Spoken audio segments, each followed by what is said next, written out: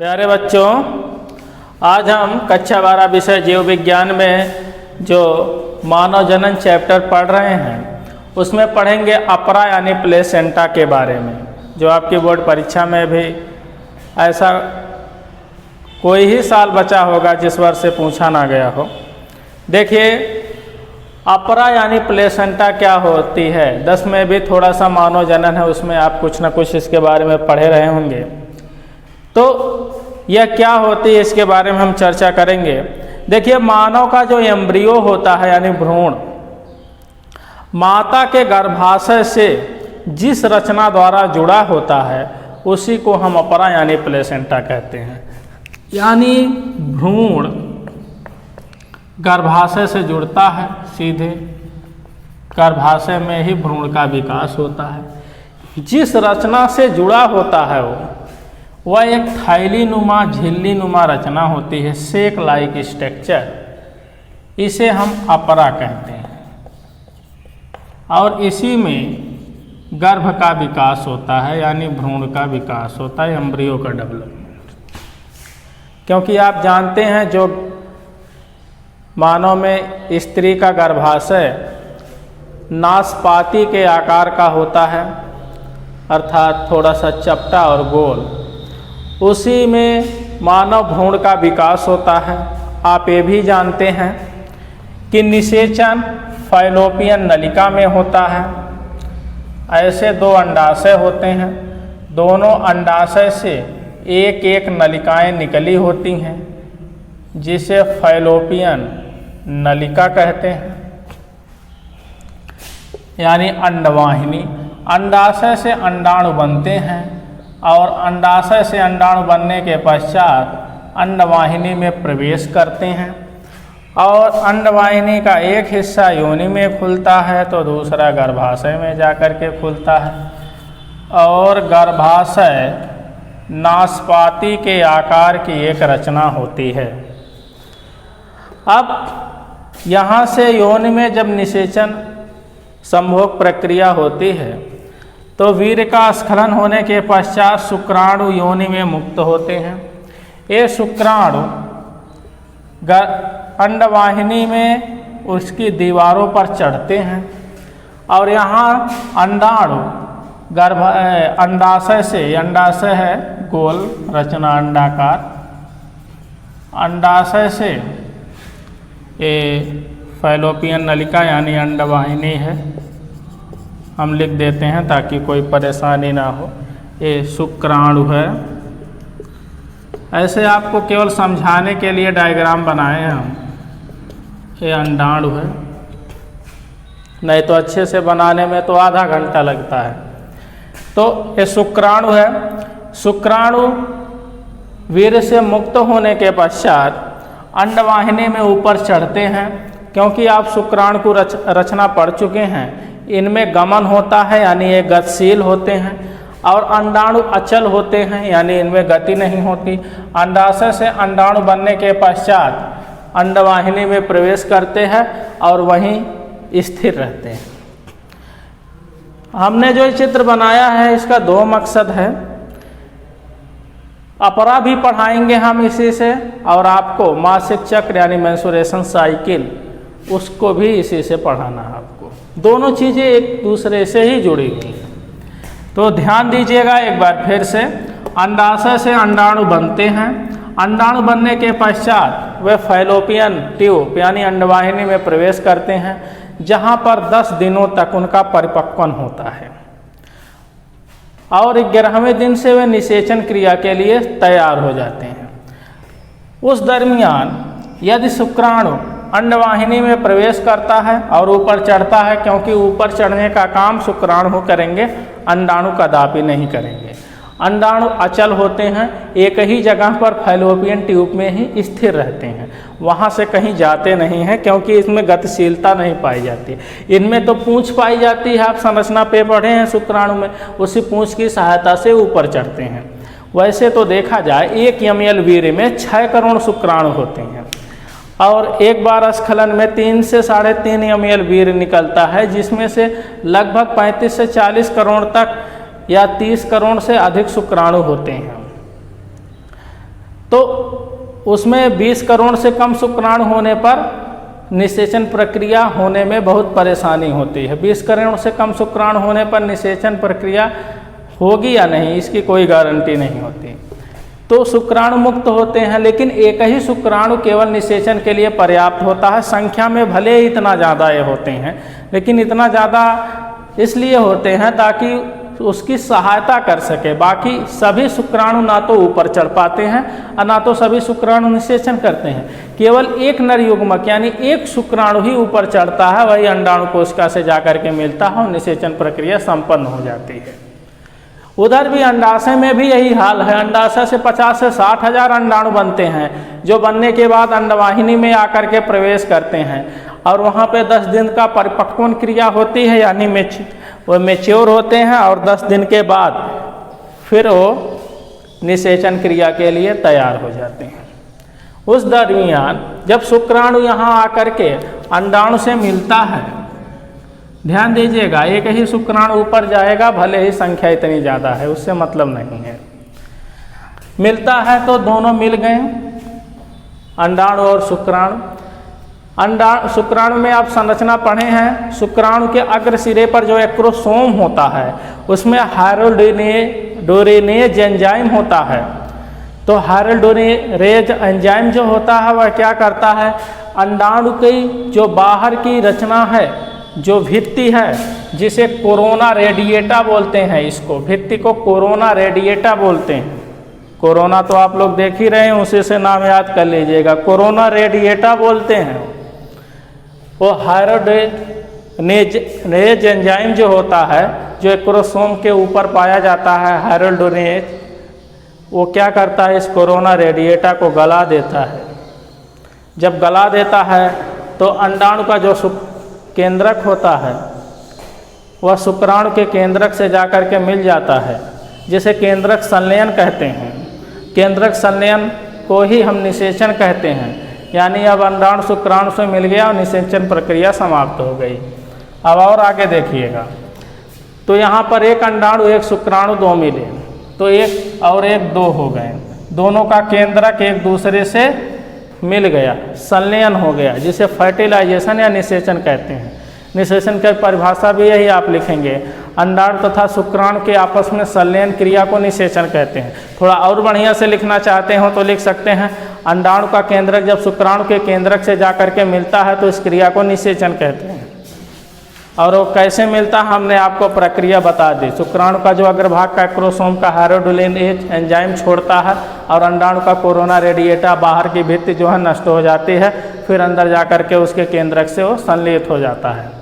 अब देखिए यहाँ पर एक अंडाणु एक शुक्राणु से मिला, संख्या हो गई 2। इन्होंने क्या किया, अब आगे विभाजन करना शुरू किया, सेल डिवीजन आरंभ कर दिया। तो 2 से बने कितने, 4।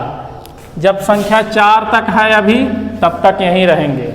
किस में रहेंगे, इसी में रहेंगे, अंडवाहिनी यानी फैलोपियन ट्यूब में रहेंगे। ये मत सोचिएगा कि दोनों मिल गए अब दोनों तुरंत चले जाएंगे गर्भाशय में, तुरंत गर्भाशय में उनका ट्रांसफर हो जाएगा, ऐसा नहीं होता है। 2 से 4, 4 से 8 तक यहीं रहेंगे। संख्या 8 तक जब तक अंडाणु शुक्राणुओं की है, गैमीट्स। अब इसे हम जब निषेचन हो जाएगा, अंडाणु शुक्राणु का जब संलयन हो जाएगा, दोनों का केंद्रक मिल जाएगा, तो निषेचन के पश्चात जो रचना बनेगी उसे हम जाइगोट यानी युग्मनज कहते हैं। यानी गैमीट्स के फर्टिलाइजेशन के बाद, युग्मकों के निषेचन के बाद जो स्ट्रक्चर बनेगा उसे हम क्या बोलेंगे, उसे हम बोलेंगे जाइगोट यानी युग्मनज। जाइगोट की संख्या जब तक 8 रहेगी तब तक वे अंडवाहिनी में रहेंगे। फिर 8 से 16 तक होते होते यहाँ वे ट्रांसफर होना शुरू हो जाएंगे गर्भाशय में 8 के बाद।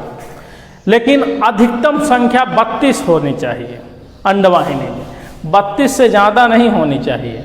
8 के बाद से ही जो जाइगोट है उसका रोपण हो जाना चाहिए।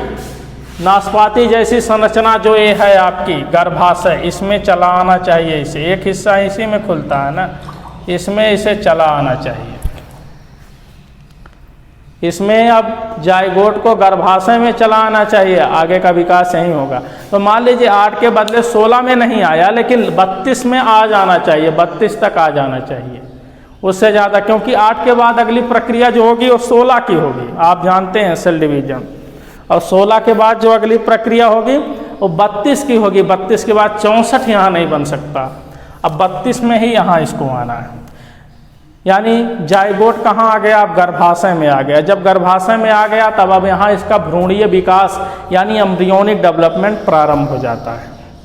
ऐसा होने में 1 सप्ताह का समय लगता है। निषेचन के 1 सप्ताह में यहाँ गर्भाशय में इसको आ जाना है, और संख्या 32 से कम ही रहे तभी आ जाना है। 32 आखिरी है, 32 के बाद तो आ ही जाना है इसे, ठीक ना। उसके बाद क्या प्रॉब्लम होती है उसको हमने एक दिन बताया भी था। अब यहाँ आ गया गर्भाशय में, यहाँ पर एम्ब्रियोनिक डेवलपमेंट प्रारंभ हो गया।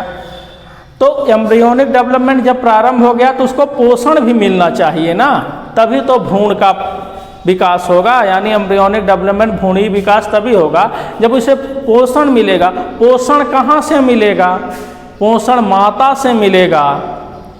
और माता से पोषण कैसे मिलेगा? जब कोई स्ट्रक्चर जुड़ी होगी तब ना।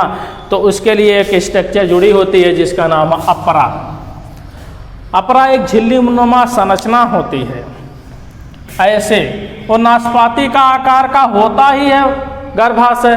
उसी में ऐसे, ये मान लो गर्भाशय है, अपरा नहीं, तो इसके ऐसे अंदर चारों ओर पतली रचना होती है झिल्लीनुमा, जिसे अपरा कहते हैं। इसी में भ्रूण सुरक्षित होता है और भ्रूण का विकास होता है। अब देखिए, अपरा का जो एक हिस्सा है वो माता के नाभि से जुड़ा होता है, वहीं से इसे आवश्यक पोषक पदार्थ एवं ऑक्सीजन मिलता है। अब देखिए, अपरा का निर्माण कब होता है, इसके संबंध में भी प्रश्न पूछा जाता है कि कितने दिन लगते हैं। जैसे हमने बताया कि निषेचन के 1 सप्ताह बाद जो युग्मनज है, युग्मनजों की संख्या 8 से 32 तक जब हो गई तो उसे कहाँ चले आना है? गर्भाशय में आ जाना है। गर्भाशय में जब एम्ब्रियो आ गया भ्रूण, तो 21 दिनों के भीतर यानी तीसरे सप्ताह तक आते आते अपरा यानी प्लेसेंटा बन जानी है। यानी अपरा का निर्माण तीसरे सप्ताह तक आते आते हो जाता है, लगभग 21 दिनों तक हो जाता है। अब अपरा का निर्माण किससे किससे होता है? देखिए, भ्रूण में एक रचना पाई जाती है जिसका नाम कैरियोन होता है, कोरियोन होता है। और गर्भाशय में एक रचना पाई जाती है जिसे गर्भाशय भित्ति कहते हैं। वो तो सब में पाई जाएगी, आपको पता है। गर्भाशय है तो गर्भाशय के चारों तरफ की जो वाल से दीवारें हों गर्भाशय भित्ति है। तो इसको भी आपको बता देते हैं कि अपरा किस से मिलके बनी होती है। कोरियोन प्लस गर्भाशय भित्ति। कोरियोन कहाँ पाया जाता है? भ्रूण में, एम्ब्रियो में ही पाया जाता है। इसी से भ्रूण के कोरियोन से तथा गर्भाशय की भित्ति से मिल करके अपरा का निर्माण होता है। तो इससे संबंधित 3 क्वेश्चन पूछे जाते हैं। अपरा क्या है? तो अपरा यानी प्लेसेंटा वह रचना है जिससे भ्रूण माता के गर्भाशय से जुड़ा होता है। अपरा वह रचना है जिससे भ्रूण माता के गर्भाशय से जुड़ा होता है, पहला। दूसरा, अपरा का निर्माण निषेचन के 21वें दिन तक यानी लगभग 3 सप्ताह के भीतर हो जाता है। अपरा किस किस से बनी होती है? भ्रूण के कैरियोन भाग तथा गर्भाशय भित्ति से मिलकर के अपरा बनती है। अब हम अपरा के कार्य देखते हैं। अपरा एक झिल्लीनुमा संरचना है, यह भी आप याद रखिएगा।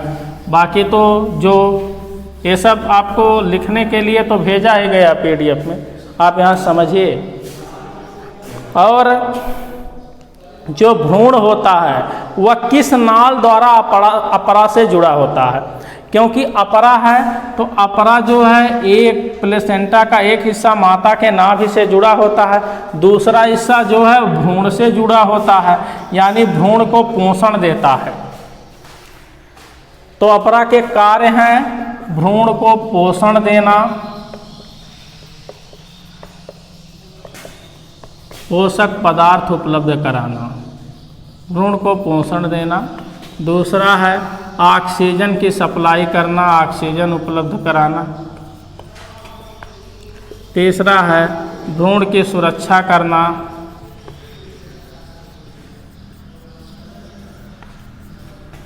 चौथा है गर्भ में पल रहे जो बच्चे में संक्रामक रोगों से बचाना। क्योंकि अपरा में एक बात और भी होती है, जैसे माता के रुधिर से ही इसे पोषण प्राप्त होता है भ्रूण को, अब कौन ले जाती है? अपरा ले जाती है। तो इसमें आप देखिए माता के रुधिर में कई एंटीबॉडीज होती हैं, यानी रोग प्रतिरोधक क्षमताएं होती हैं, जो बच्चे को चेचक, डिप्थीरिया, खसरा जैसे संक्रामक रोगों से बचा सकती हैं।